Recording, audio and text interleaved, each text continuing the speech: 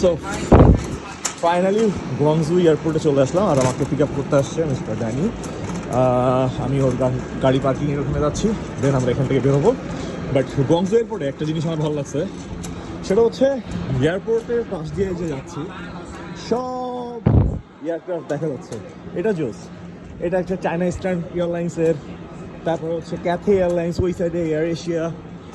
এটা খুব জোস এয়ারপোর্টটা, ভিতরে অনেক অর্গানাইজড, অনেক বড়, আর এত বেশি এয়ারক্রাফট, ভাই মাথা নষ্ট। আর এখন 6 ডিগ্রি চলতেছে, প্রচণ্ড ঠান্ডা, মানে মাথা নষ্ট করা ঠান্ডা। জোস এয়ারপোর্ট। হ্যাঁ, কিছু পার্কিং।